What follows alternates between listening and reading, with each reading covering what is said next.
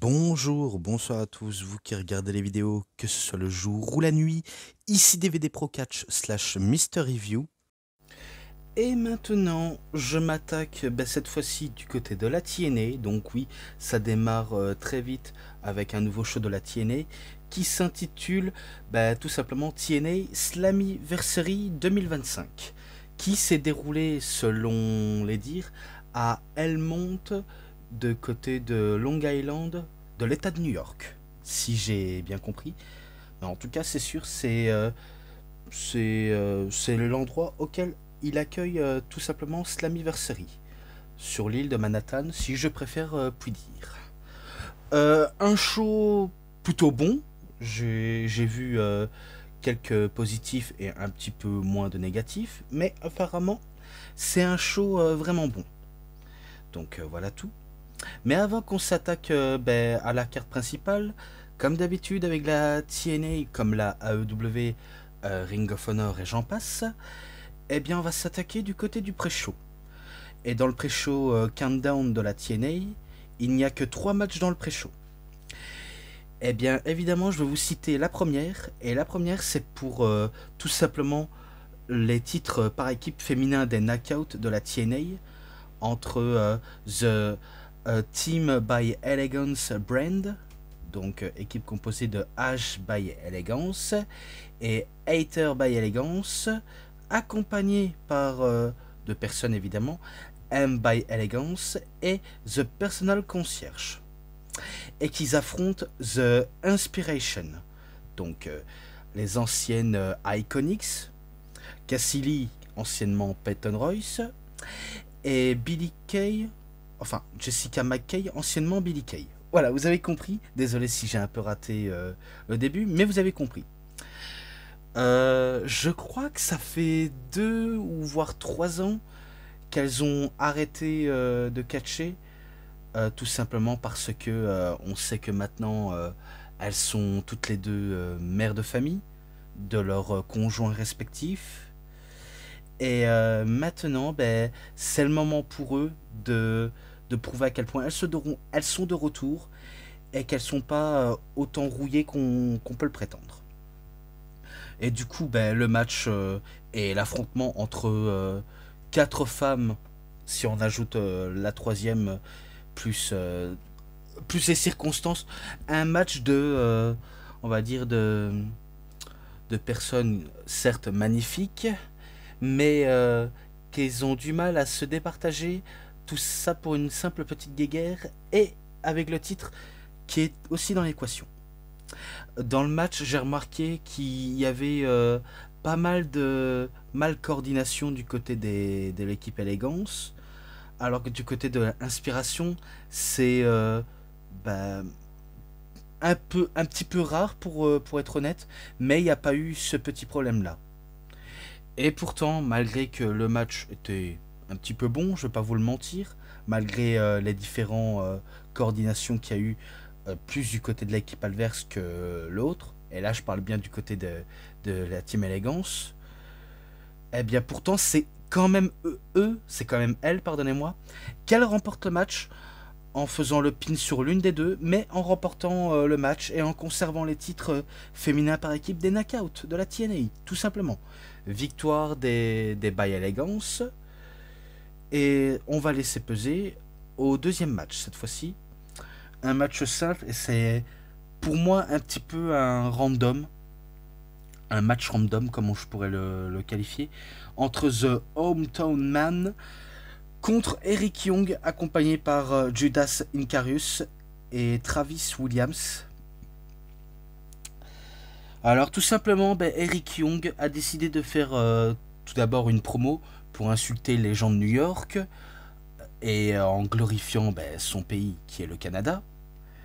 Et du coup, bien sûr, ça ne va pas avoir un bon accueil pour Eric Young, alors que lorsque The Hometown Man fait son entrée, il est acclamé parce qu'il porte un des maillots, je crois que ça vient du football américain ou baseball, voire basket, je ne sais pas trop, hein, je ne m'y connais pas forcément trop, mais en tout cas il s'est fait bien acclamer par le public de New York.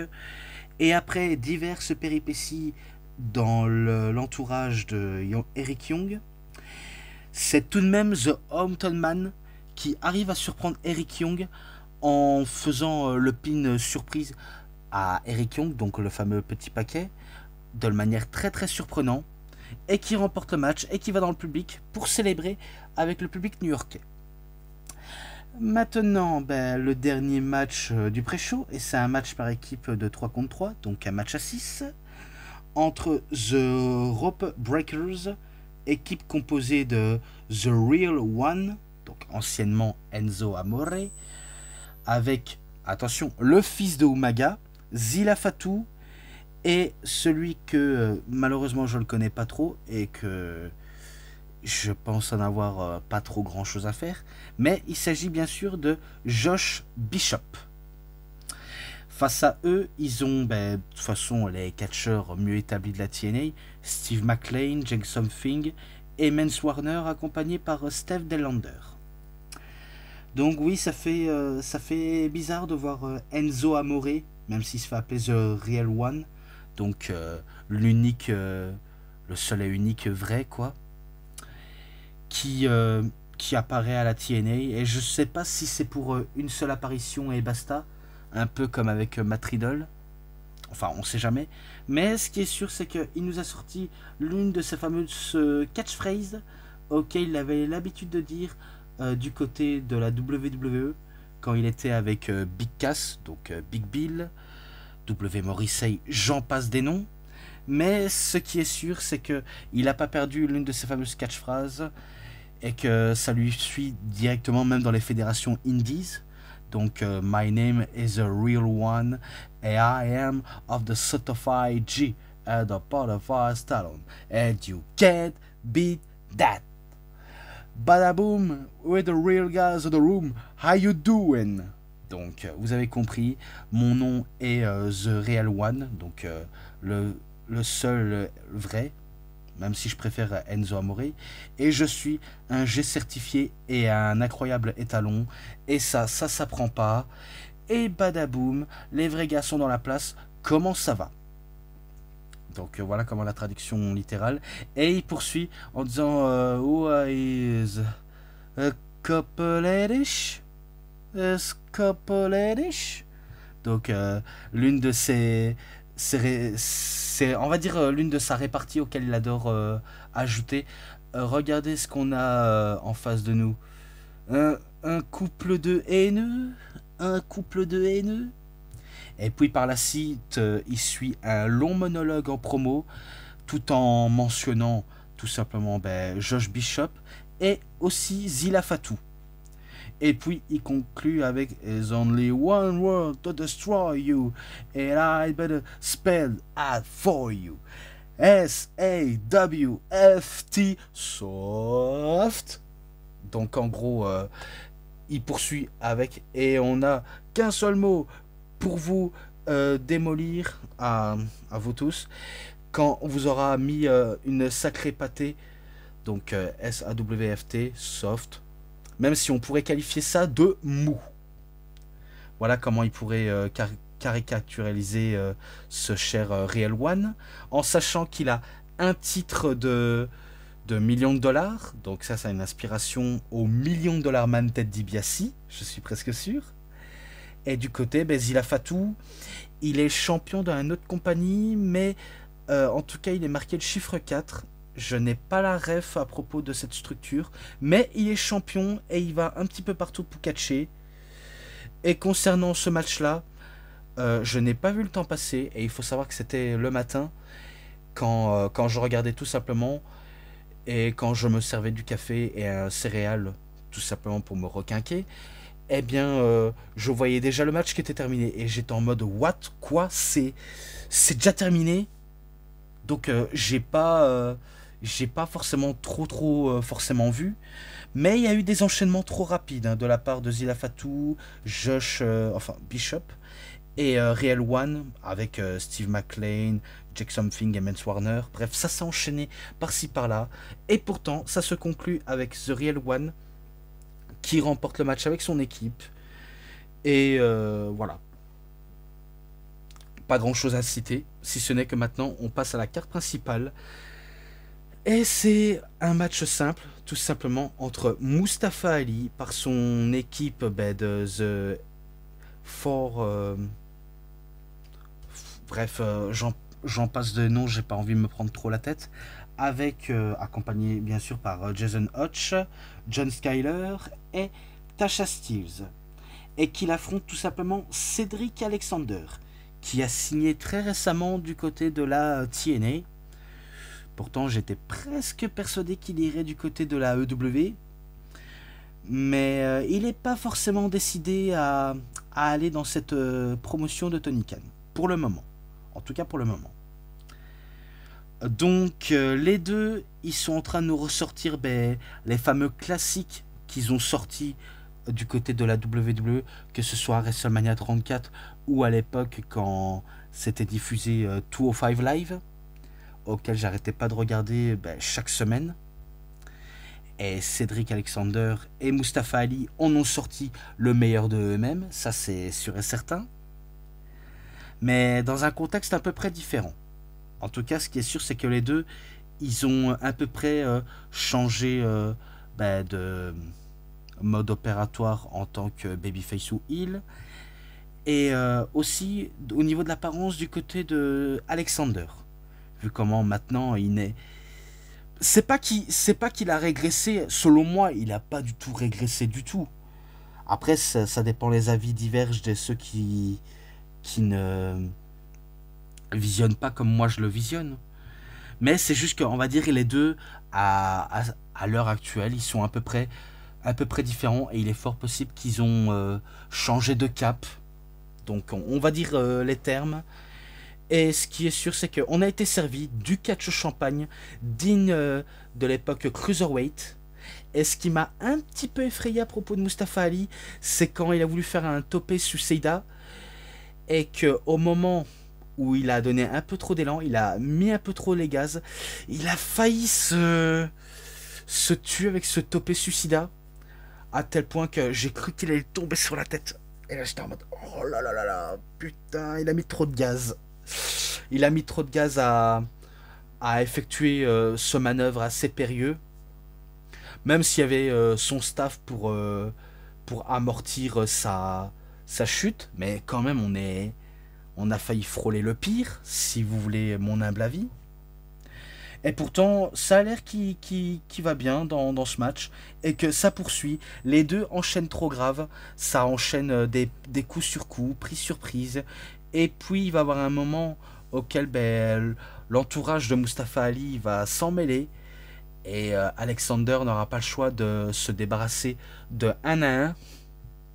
Et parmi l'un d'entre eux, soit Jason Hodge ou John Skyler, il va effectuer ces prises auxquelles il adorait utiliser, notamment le lumbar check à l'un d'entre eux. Et puis ce sera Mustafa Ali auquel... certes, il va avoir sûrement un genre de ref bump, parce que je crois qu'il y a eu un ref bump dans le match, mais il va effectuer son lumbar check, et il n'y a personne pour valider le tombé de 3. Donc du coup, il y a un genre d'incompréhension, je crois qu'on ramène un arbitre, mais ça va être arrêté par Tasha Steelz, qui a décidé de s'en mêler elle aussi. Ça va complètement saouler Cedric Alexander qui va décider de le faire un lumbar check sur Tasha Steelz. Mais il n'a pas su se relever à temps parce que Mustafa Ali était déjà présent au niveau de la 3e corde pour effectuer sa 450 splash pour la victoire. Donc c'est victoire de Mustafa Ali qui bat Cedric Alexander. Et je suis sûr peut-être que la feud ne serait peut-être pas terminée de sitôt. Voilà tout. Ensuite, match numéro 5, parce que oui, j'oublie encore de préciser que c'est le match numéro 5, vu comment on est passé de 1, 2, 3, et maintenant on était passé au 4, et là c'est sûr et certain, on est au numéro 5. Et c'est un match par équipe de 8 personnes, donc si j'ai bien compris, c'est 4 contre 4, avec Matt Cardona qui fait équipe avec The System, Brian Myers et Eddie Edwards avec The Dirty Dango, donc Johnny Dango Curtis, accompagné par Alicia Edwards contre The Dark States. Donc équipe composée de Dion Lennox, Osiris Griffin et Sakun Sugar, avec tout simplement Cutler James. Donc en gros les The Shield 2.0 du pauvre, ou alors les rétributions 2.0, on pourrait les qualifier comme ça. Oui, désolé pour vous, je ne peux pas être autant surpris quand je vois The Dark State, parce que selon moi ils utilisent les mêmes tactiques que faisaient la Nexus, le Shield, et même Rétribution avec le recul, hein. C'est-à-dire venir attaquer tout le monde, faire un gros carnage et puis disparaître dans la pénombre. Et par la suite même on diffuse un message très inquiétant pour un genre d'avertissement à tous ceux qui veulent se faire leur chemin. Eh ben ils se feront tout simplement laminer. Après, pourquoi je suis autant dur aussi avec The Dark State, c'est juste que oui, l'équipe en soi a l'air intéressante, mais je ne les vois pas durer dans la continuité. Et en même temps, les 4 catcheurs, je pense pas qu'on a un très très grand attachement envers ces 4 jeunes hommes, on va dire ça comme ça. Parce que la différence qu'il y avait entre le Shield et Rétribution et eux, Dark States, c'est que au moins les 3 étaient certes un peu charismatiques et qui se comptent sur les doigts d'une main pour effectuer le sale boulot pour telle ou telle personne, jusqu'à en devenir des lois de la justice qui on peut compter sur eux. Donc j'ai pas trop grand chose à dire, si ce n'est que certes il y a eu du sacré carnage dans le ring comme à l'extérieur, ça s'est battu à tout vaille, et il y a un seul truc auquel je vous ai pas expliqué, c'est que pourquoi les Dark State et The System se font face. Tout simplement c'est que The System, certes c'est eux qui dirigent entre guillemets la TNA, mais il a fallu que The Dark State vienne dans leur show pour un peu les provoquer System. Et c'est pour ça que le système a décidé de faire pareil en venant à la NXT pour leur lancer un message très fort en disant vous, on vous affronte à Slammiversary, vous avez intérêt à vous y pointer. Et même Matt Cardona était un peu un dommage collatéraux et qu'il n'avait pas d'autre choix de s'allier avec le système. Donc il se passe tellement trop de choses dans le match, je ne sais pas trop quoi vous dire. Si ce n'est que ça part en couille, il faut avoir les yeux de partout bien visionnés.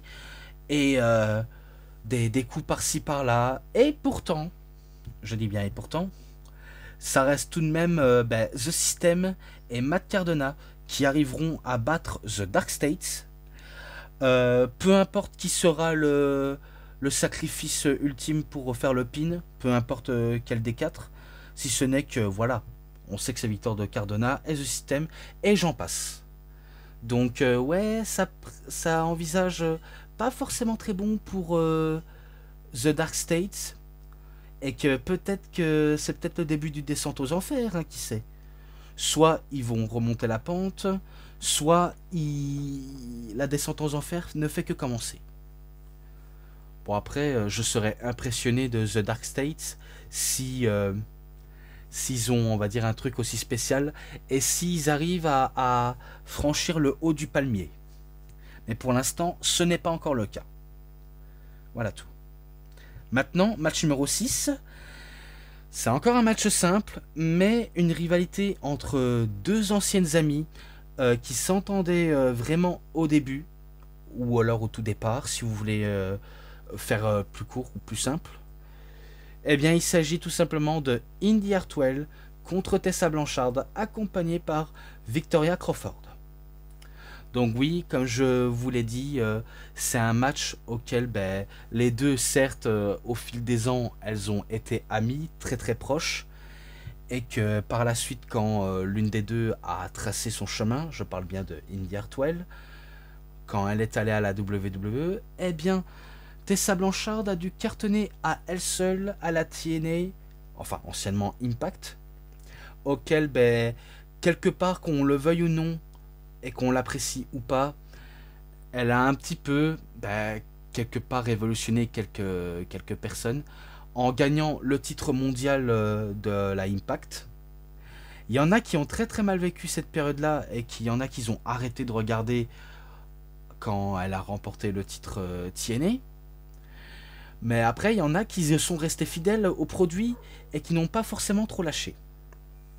Et puis, on connaît tout le drama auquel elle, elle a été impliquée, puis elle a été exilée du côté du Mexique, et enfin, en 2024, elle décide de revenir à la TNA, et à l'heure actuelle, du côté de 2025, elle a enchaîné quelque part les petites règnes de la discorde entre elle et les catcheuses de la TNA. Et quand Indy Hartwell fait, on va dire, entre guillemets, son retour dans le monde du catch, et entre guillemets, peut-être ses débuts officiels à la TNA, eh bien, c'est sûr, entre les deux, elles se sont retrouvées, mais est-ce qu'elles sont aussi proches qu'à l'époque? Bah, pas forcément. En sachant que, comme je vous l'ai dit, elles étaient proches, même si je me répète beaucoup, mais c'est exactement le cas. Et du coup, bah, quelque part pour Indy Hartwell, ça lui brise un peu le cœur de voir comment Tessa Blanchard, elle est un peu mal tournée. Donc du coup, bah, elle le fait rappeler à quel point bah, elle restera toujours son amie à Tessa Blanchard, dans le bon ou dans le mauvais sens du terme, et qu'elle est l'une des rares personnes avec qui elle s'entend mieux dans les vestiaires, que la majorité des catcheuses de n'importe quelle structure refusaient d'être amies avec Blanchard pour son côté un peu impulsif et un peu cassante, si vous voulez que je vous le dis poliment. Mais bon, à quoi sert de tourner en rond si ce n'est que les deux s'affrontent? Et c'était pas un si mauvais match. D'ailleurs, je sais pas quel est votre avis, mais le match n'était pas si mauvais à ce point-là. Si ce n'est que les deux se sont démarqués comme elles pouvaient, car Hartwell et Blanchard se connaissent un petit peu bien, se connaissent au niveau de leur arsenal de prise. Et ce qui est sûr, c'est que on sent qu'elles peuvent faire mieux, les deux, même si y en a qui vont sûrement pas apprécier bah, tout ce déroulement et j'en passe d'autres. Bah, ça reste quand même un bon déroulement du match. Et quand l'une d'entre elles essaye d'en finir avec leur prise de finish respective, comme par exemple bah, Tessa, elle, je sais, c'est un double knee Diamond Magnum en forme de codebreaker, mais sur la troisième corde, ou encore un Murloc DDT, alors que du côté Hartwell, bah, elle a... J'ai pas trop eu le temps d'analyser sa prise finish, mais en tout cas, elle a une prise finish auquel elle peut en venir à bout de n'importe qui si, dans le point de vue logique, personne s'en relève d'une prise finish. En théorie, hein, parce que c'est vrai que maintenant, cette théorie-là, elle est un peu tuée dans l'œuf à cause de ceux qui veulent un peu détruire la logique. Je dis ça, je dis rien. Donc c'est sûr, il y a un genre de near fall envers le public, comme quoi l'une d'entre elles s'est relevée de leurs prises respectives, jusqu'à ce qu'à un moment, il va avoir un tournant dans le climax du match, auquel ben, on pensait que ce serait Tessa qui remporterait la victoire, et finalement, à force d'avoir trop causé avec Indy Hartwell en disant qu'elle va la battre et qu'elle va un peu la rayer de sa vie, eh bien, elle se fait avoir, elle se fait guillotiner du niveau de la troisième corde, donc en gros, un genre de guillotine. Et c'est comme ça comment elle va en venir à bout de Tessa Blanchard en faisant le pin. Donc c'est victoire de Indy Hartwell. À la fin du match, eh bien, elle est interviewée par une intervieweuse. D'ailleurs, il y avait le nom, mais je ne me rappelle plus. C'est pas si simple de se rappeler des noms des personnalités dans le catch, ou des annonceuses, des arbitres.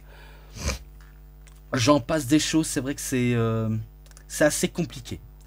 Mais ce qui est sûr, c'est qu'elle se fait interviewer. Et pourtant, Indy Hartwell se fait encore attaquer par Tessa Blanchard. Donc oui, elle a carrément disjoncté à tel point qu'elle va même gifler l'intervieweuse. Et qu'elle va commencer à s'acharner, ça part en bagarre générale à l'extérieur. Elle va s'acharner sur la pauvre annonceuse qui n'a rien demandé, en l'écrasant la face contre l'escalier. Il y a la sécurité qui intervient, Santino Marella n'est pas content, elle veut passer un savon à Tessa Blanchard pour ce genre de comportement jugé impardonnable et inqualifiable, si vous voulez la faire plus courte. Donc oui, Santino Marella n'est pas très contente de l'action de Tessa. Et Tessa, évidemment, fidèle à elle-même, elle est fière de ce qu'elle a pu faire. Parce qu'après tout, y a personne qui l'ont, entre guillemets, pas défendu de faire des choses aussi limites. Eh bien, ça va saouler Santino Marella qui va dire ok, tu m'as carrément saoulé. En tout cas, pendant tout le reste du show, tu es suspendu de venir dans l'arène. Donc maintenant, tu es banni de l'arène. Sécurité, jetez-moi ça dehors. Et ça, c'est les termes de Santino Marella. Donc voilà, j'en ai terminé à propos de ce match. Maintenant, match numéro 7. La gagnante prend tout. Et c'est pour le titre féminin de la NXT de la WWE qui est en jeu, suivi du titre féminin des Knockouts, qui était également en jeu. Donc les deux titres sont en jeu et le match concerne Jessie Jane accompagnée par The Fatal Influence, donc Fallon Henley et Jasmine Nix contre Masha Slamovich, qui était tout d'un temps, même si pas trop tout de suite, accompagnée par Lei Ying Li. Oui, excusez-moi, j'arrivais pas à dire correctement. On va dire Xiali. Et Xia Brookside, mais pas encore tout de suite. Hein. Donc pour l'instant, Masha Slamovich fait son entrée toute seule, avec le titre et sans l'aide de personne. Pourtant, s'il y avait les catcheuses avec elle pour contrer les potentielles tricheries et assauts de Fatal Influence, elle aurait sans doute fait et ça serait déroulé dans les bonnes conditions. Au début, je me disais à propos de ce match, j'espère que la WWE ne va pas enterrer ou encore envahir complètement la TNA. Ils vont quand même pas les enterrer sur leur propre terrain. Eh bien, spoiler, c'est ce qu'ils vont faire. Au début, j'étais pas trop content de ce match. Et il faut dire à propos de Jessie Jane, au début, c'est vrai, on nous vendait comme une championne battable, une championne jugée trop faible, qu'elle est facilement prenable à la battre à tout moment, vu comment elle a enchaîné les pins. Même quand un titre n'était pas en jeu, on craignait toujours qu'elle pourrait perdre le titre. Même si je n'ai jamais été très fan de Fatal Influence ou de Jessie Jane, et j'en passe d'autres, je reconnais que le match n'était pas si mauvais entre elle et Masha Slamovich, car c'était c'était bon, mais à la fin il va y avoir du entre guillemets overbooking avec l'ego de Jessie Jane. Enfin, quand je veux dire les go, ça veut dire les meufs, quoi. Même si j'ai l'impression de dire Lego comme des Lego à construction ou un ego comme si on avait un ego surdimensionné. Mais c'est pas ça auquel je fais allusion. Si ce n'est que il va y avoir les Fatal Influence qui vont intervenir. Puis il y a Lei Ying Li qui vont intervenir avec Xia Brookside pour contrer les assauts de Fallon Henley et Jasmine Nix, et qui va se jouer entre Jessie Jane et Masha Slamovich, qu'elle va effectuer un super kick, Jessie Jane, puis il y a Masha Slamovich qui va effectuer l'une de ses prises finish, mais il n'y a pas d'arbitre pour officialiser, et c'est là auquel Il va y avoir un autre arbitre suite à ce fameux ref bump de, entre guillemets, accident, même si, selon moi, c'est pas du tout accidentel. C'était pour moi voulu. Eh bien, c'est compte de deux. Le match se poursuit. Puis, il va y avoir encore l'une d'entre elles qui va bah, donner chacun à leur tour un coup à Masha Slamovic. Et encore, je ne dis pas forcément tout parce que c'est assez compliqué de tout vous le décrire. Puis, Jessie Jane, elle va conclure le match avec sa rolling elbow sur Masha Slamovic et qu'elle en vienne à bout de Masha Slamovic. Donc oui, victoire de Jessie Jane, qu'elle remporte 2 titres, l'un de la NXT et l'autre de la TNA. Alors je sais pas ce que vous en pensez, mais au début je n'étais pas forcément trop ravi, si ce n'est que oui, je comprends pour la TNA de mettre une autre championne, après tout c'est le but ultime de mettre quelqu'un championne, et que Jessie Jane en soi, quelque part, on va dire qu'elle le mérite pour certains de personnes. Bon après c'est aussi, pardonnez-moi j'ai fait tomber quelque chose, après c'est aussi l'une des stratégies d'un heel de ne jamais arriver tout seul et de toujours parvenir à ses fins quoi qu'il arrive. Donc ça c'est leur fameux modus operandi comme on peut dire, même si certains ne le mettent pas totalement en pratique, moi y compris.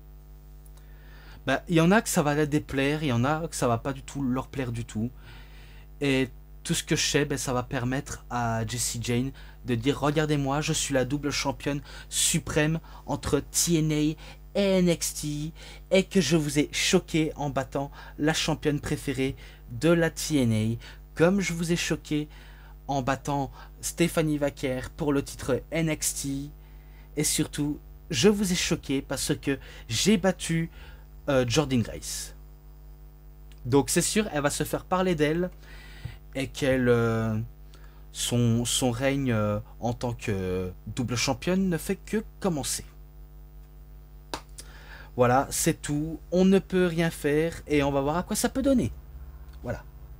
Je coupe un petit peu et après on repoursuit. Merci beaucoup. Donc je repoursuis après mon hydratation avec le match numéro 8 pour le titre de la X-Division de la TNA. Entre Leon Slater contre Moose, donc le champion en titre. Et ce qui est sûr, c'est que le match était touchant concernant Leon Slater, mais vraiment très destructeur entre les deux catcheurs. L'un est un voltigeur complètement loufoque, et l'un un buffle, un orignal, comme il aime se faire appeler, totalement destructeur.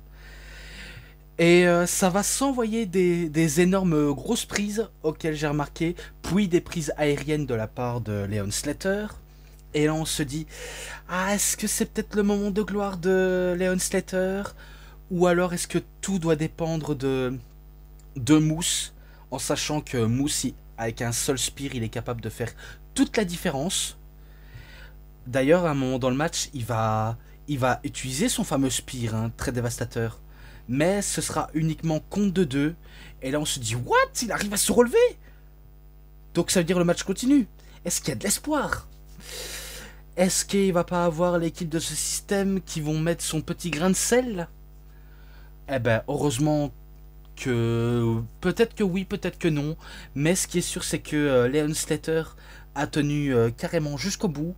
Et qu'il n'est pas prêt de lâcher son objectif ultime. C'est de devenir champion de la X-Division. Pourquoi pas, un jour ou l'autre, champion du monde TNA à l'avenir. Comme quoi, dans la vie, tout est possible. C'est fort possible, évidemment. Et ce qu'il va faire, c'est qu'il va réussir à détruire peu à peu Moose en utilisant l'une de ses movesets adorés pour lui. Et puis, en passant par le finish, et qui va réussir, je dis bien réussir, à battre Moose en faisant le compte de 3 et en l'arrachant le titre de la X-Division.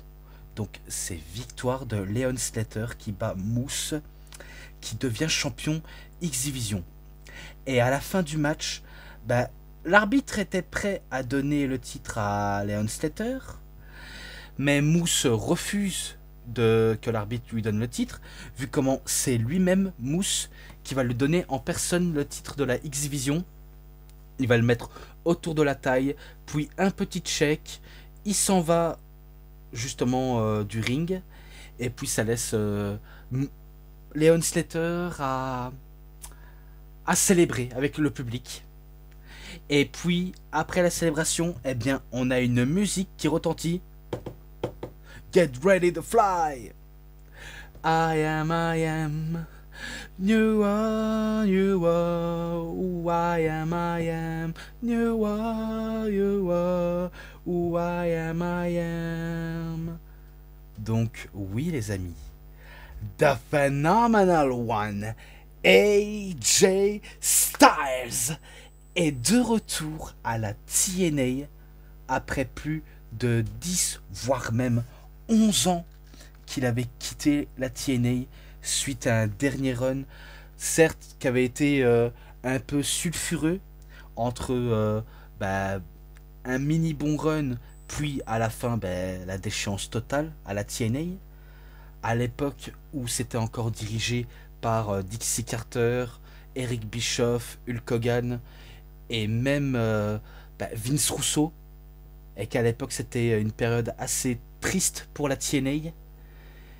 Eh bien tout simplement AJ Styles décide de revenir dans des bonnes conditions qui soient, et que il décide d'effectuer une promo, tout d'abord en checkant Leon Slater, en disant au public qu'il est de retour à la TNA, et que il va un peu faire mousser Leon Slater en disant que ce jeune homme là, ce sera le futur de la TNA à l'avenir. Il sera Mr. TNA, un peu comme moi j'étais, et le titre de la X-Division est un peu le titre auquel ça mène à notre ascension. Donc vous saviez que AJ Styles a été l'un des gros détenteurs des nombreux titres de la X-Division, notamment les titres par équipe, titres Global Legend, et je poursuis encore, surtout les titres mondiaux, notamment 3 titres du monde poids lourd de la NWA à l'époque quand la TNA était en collaboration avec la NWA, puis les doubles titres TNA tout simplement. Et que tout simplement AJ Styles était le visage de la TNA, c'était lui la figure de proue, c'était Mr. TNA. Et ce qui est sûr avec AJ Styles, c'est que il a fait passer de très belles heures à la TNA, à la bonne vieille époque. Et ce qui est sûr, c'est que est-ce qu'il sera de retour à plein temps en jonglant entre deux structures, entre la WWE et la TNA? Donc j'en sais pas trop.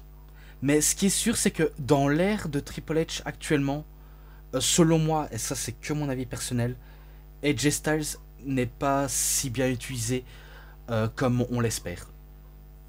Ça fait qu'il a enchaîné quelques matchs et qu'il a un peu commis des très grosses défaites, même si c'est pour mettre d'autres personnes en avant. Et que je trouve ça assez dommage qu'il est très très mal utilisé à la WWE. Surtout quand il était présent dans chaque show et que tu l'utilises même pas pour catcher. Et là actuellement il a un programme avec Dominique, mais voilà, il tente désespérément d'avoir un match pour le titre et peut-être de gagner, mais je suis sûr que je suis persuadé qu'ils vont faire gagner Dominique Mysterio. Et pourquoi? Parce que je le sens peut-être arriver. On n'est jamais à l'abri des surprises. Après peut-être que j'ai tort. Voilà tout. Et ce qui a été dit aussi à propos de AJ Styles, c'est qu'il aurait apparemment signé un contrat à la TNA comme avec la WWE en étant catcheur pendant 1 an, et après 1 an, si j'ai bien compris, il prend sa retraite. Donc si c'est vrai, s'il prend bien sa retraite, eh bien j'espère qu'il va nous faire kiffer comme il a l'habitude de le faire, en jonglant entre deux structures, même en faisant des attractions un peu partout, que ce soit du côté du Japon, Europe, quelques structures indépendantes aux États-Unis. Bref, il y a moyen avec la WWE. Il y a moyen si ils sont d'accord à ce sujet. Mais ce qui est sûr, c'est qu'il est de retour avec la TNA et il renoue un peu les liens de son passé un peu sulfureux avec eux pour en tirer le meilleur de cette structure. Mais ce qui est sûr, c'est qu'il met très bien en avant ce jeune Leon Slater en disant de très très bons compliments. Voilà tout. Maintenant, match numéro 9, et c'est un match par équipe de 4 personnes. Donc, je vais vous citer les Hardy Boys. Je ne vous les présente plus. Vous savez qui sont. Matt et Jeff. Donc, j'ai pas besoin de dire tout en longueur. Puis, les Nemeth Brothers. Nick Nemeth, Ryan Nemeth. Les Rascals. Zachary Wentz et Myron Reed, anciennement catcheur à la MLW, qui remplace Trey Miguel. Et The First Class. AJ Francis et Casey Navarro. Le match, gros bordel. Oui, c'était un très très très joyeux gros bordel. Il y a eu des tas de spots avec des échelles, et il y a même Top Dollar, donc AJ Francis, qui va même faire une dinguerie, notamment en faisant un moonsault sur les personnes qui étaient tout en bas, donc les adversaires adverses. Puis il y a d'autres dingueries, d'autres trucs qui sont passés dans ce match. Et le seul truc qu'on pourra retenir, c'est que je crois que les Hardy, l'un d'entre eux, va faire descendre une échelle. Et c'est pas une échelle métallique très très stable. C'est vraiment un genre d'échelle à escalade. Et que c'est pas tellement stable. Je sais pas comment vous pourrez le surnommer ce genre de petite échelle là. Mais moi j'appelle ça une échelle à escalade qui n'est pas forcément trop stable, mais qu'on s'y agrippe, un peu comme à l'acrobranche. Voilà, on va dire les termes comme ça. Eh bien, ils vont sortir ça. L'un des deux a failli avoir le titre au bout des doigts. Je pense notamment à Matt, également Jeff, il a failli tout tenter. Et puis, après que tous les catcheurs, y compris tous, sont à terre et qui ne peuvent plus du tout réagir, eh ben ça va se clôturer avec Jeff Hardy qui va capturer les deux ceintures et remporter le match. Donc c'est victoire des Hardy Boys. Pas de changement de titre, ça reste toujours les Hardy Boys, les patrons de la division par équipe. Et à la fin du match, eh bien on va voir la musique de l'ancien de la team 3D ou des Dudley Boys, nommé Bully Ray ou Brother Ray, Baba Ray Dudley, vous pouvez les appeler comme vous voulez, mais on peut l'appeler Bully Ray, qui fait son entrée et qui fait une promo sur les Hardy Boys en disant que ça fait tellement longtemps qu'ils ne sont plus affrontés et qu'ils veulent avoir un dernier run en affrontement en équipe face aux Hardy, et que son partenaire Devon Dudley, ou simplement Devon, est chaud à revenir pour affronter les Hardy Boys pour les ceintures par équipe de la TNA. Et il conclut avec un Devon, get the table, avec le public qui rejoint également à sa cause. Je sais pas si c'est pour l'événement Bound for Glory. En tout cas, si c'est le cas, c'est sûr, ils vont sûrement le faire à Bound for Glory. Et j'ai pas d'autres explications, si ce n'est que ce match se conclut ici, même la promo également. Et bien sûr, on passe directement au main event. Voilà tout. Match à 3 ou three-way dance. Match triple menace. Qu'est-ce que vous voulez que j'en dise de plus?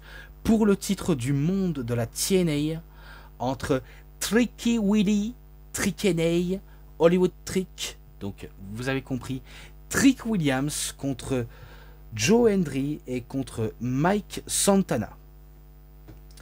Après la signature de contrat qui s'était déroulée au Great American Bash de NXT, qui s'est un peu terminé en mode boudin, on va pas se mentir, eh ben c'est sûr, c'est que Trick C'est sûr, il a des adversaires en face de lui qui sont coriaces, si on n'ajoute pas les petits démols qu'ils ont l'un et l'autre.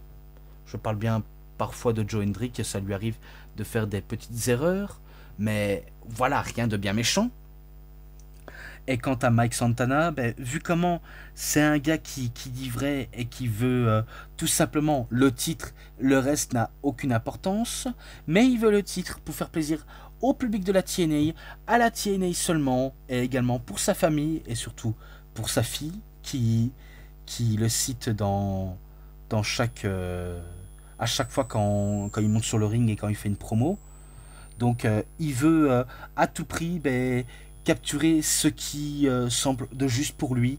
Et pour la première fois de sa carrière, il pourrait devenir au moins champion mondial dans une promotion. Donc pour la première fois, ça pourrait être tout simplement bien pour lui, comme ça peut être bien pour les autres. Concernant Joe Hendry, certes, il veut tout simplement effacer son erreur de ce qui s'était passé à Battleground pour arracher le titre des mains de Trick Williams et de tout simplement représenter la TNA comme il se doit le mieux et que les gens doivent toujours continuer à le croire. Mais c'est vrai que Trick Williams, il leur laisse pas la vie si facile.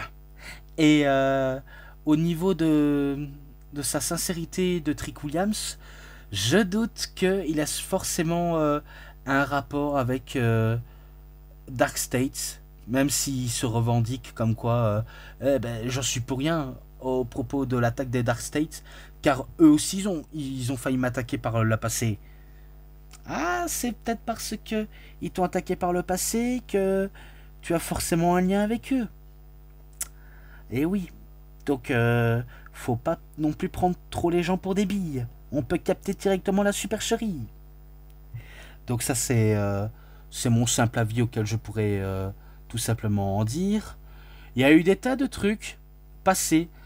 Bon après j'ai pas besoin de prendre la tête à chaque match. Je citais de tout ce qui est frasque, tout ce qui est déroulement du match. Si ce n'est qu'on va retenir un moment dans le match auquel il va y avoir un double topé comme Hero.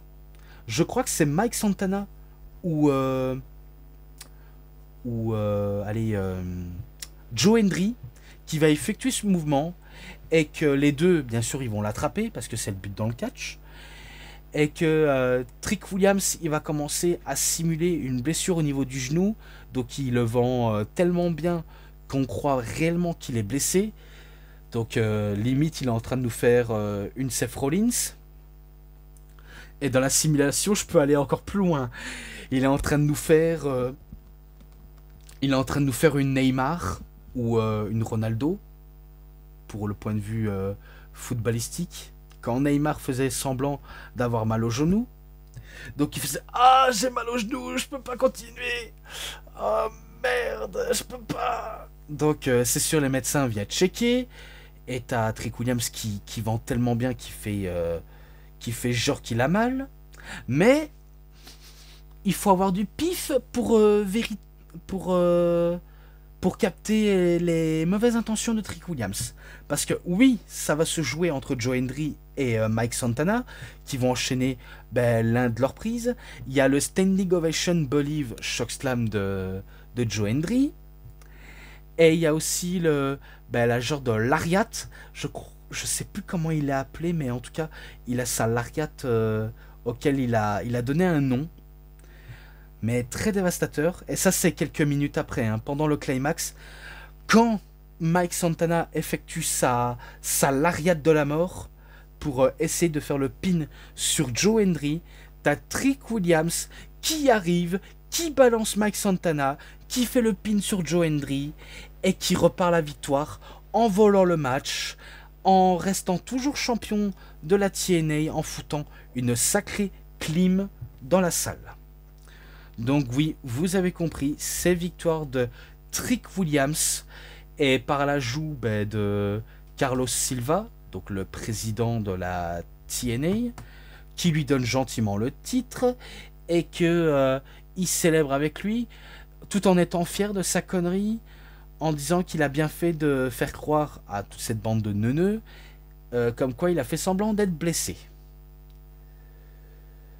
Ok, ok. Et d'ailleurs, c'est pas terminé pour Trick Williams parce que du côté d'NXT, il faut savoir qu'il a eu un petit quiproquo avec l'un des jeunes talents de LFJ, donc Legend Great Future, enfin Legend Future Greats, quoi. Donc ce sont, on va dire, l'équipe de l'Undertaker. En gros, ben, Trick Williams, il passait par là et il avait commencé bah, à les rabaisser, à les prendre de haut en disant ouais, qu'est-ce que vous allez faire? Moi, je suis Trick NA, je suis Hollywood Trick, car moi, je suis un mec qui vaut de l'or.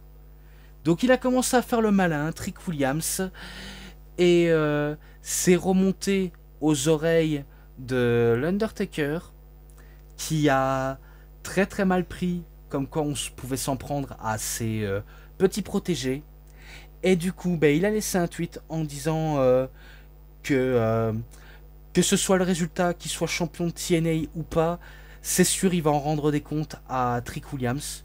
Donc en gros, il veut essayer de lui faire ravaler son insolence. Parce que oui, c'est vrai que Trick Williams, il parle beaucoup, il fait trop le mec chaud, il fait style qu'il est intouchable. Et il pense que Trick-NA, ce sera toujours Trick-NA, parce que selon lui, il dirigera quoi qu'il en coûte. Ah, mais si j'étais lui, je ferais pas forcément trop le fier. Parce qu'un retour de karma, ça revient aussi fort que lorsqu'on se mange de sacrés mandales par une légende comme l'Undertaker. Donc voilà comment je pourrais tout citer à propos de ce show, si ce n'est que j'ai vraiment assez trop dit et que maintenant je conclus cette vidéo. Voilà, c'est tout pour cette vidéo de review. C'était DVD Pro Catch / Mister Review. J'espère que vous avez très bien aimé cette vidéo. Et si cette vidéo vous a vraiment bien plu, vous savez ce qu'il vous reste à faire. Likez la vidéo, commentez, partagez, abonnez-vous à ma chaîne et cliquez sur la petite cloche pour avoir plus des notifications et des prochaines vidéos. Et moi, comme d'habitude, je vous dis bonne journée, bonne soirée à tous. Au revoir tout le monde pour une prochaine vidéo. A plus à tous les fans de catch. Allez, bye bye tout le monde. Salut tout le monde.